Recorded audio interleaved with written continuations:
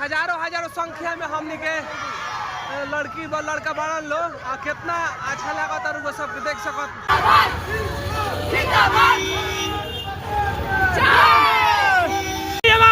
हमनी के झंडा यात्रा निकलने वाली सानों का नजारा रुआ देख सकत है कितना हेवी जो नजारा बा। पेंथर फिजिकल एकेडमी की तरफ से झंडा यात्रा निकाला जाता और हमनी के हम राहुल बाबू पूरा वीडियो में कवरेज करता निशान और वो सब के देखाएं शुरू से अंत तक ले वो सब ब्लॉक में बना रही और बहुत मजा आया भाई ब्लॉक में लास्ट तक ले बना रही। हिंदुस्तान हमारा, हिंदुस्तान हमारा, हिंदुस्तान हमारा, हमनी के झंडा यात्रा निकलने वाली सानों का नजारा रुआ देख सकत है कितना हेवी जो नजारा बा। लागता हमनी के पूरा सिवान में जौन का कहेला कि जौन तिरंगा माय कर दिल बनी सन और वो सबके कैसे लागता कमेंट में जरूर बताएं। तो वो सबके आगे लेके चलते हैं।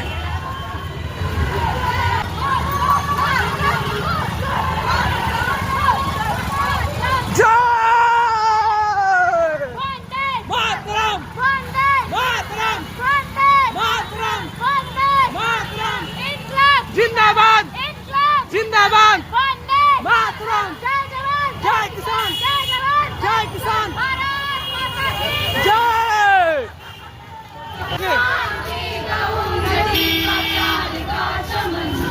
इसके वास्ते मिसाल है मेरा मन, मेरा मन, ऐ वतन, ऐ वतन, ऐ वतन, जाने मन, जाने मन,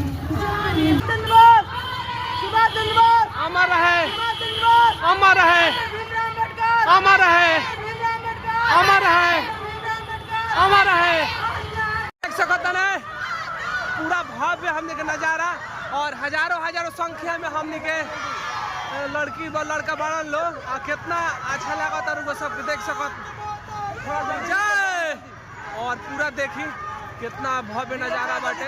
हम देखे सिवान के पूरा झंडा माय कह दिल बानी सन जौन पेंथर फिजिकल एकेडमी के तरफ से ही झंडा यात्रा निकलता। जल्दी लाइन से निकलो, लाइन से, लाइन से, लाइन देख सकत नहीं। और देखी लाइन में रहो, लाइन में, लाइन में देख सकत नहीं कितना। जय जय।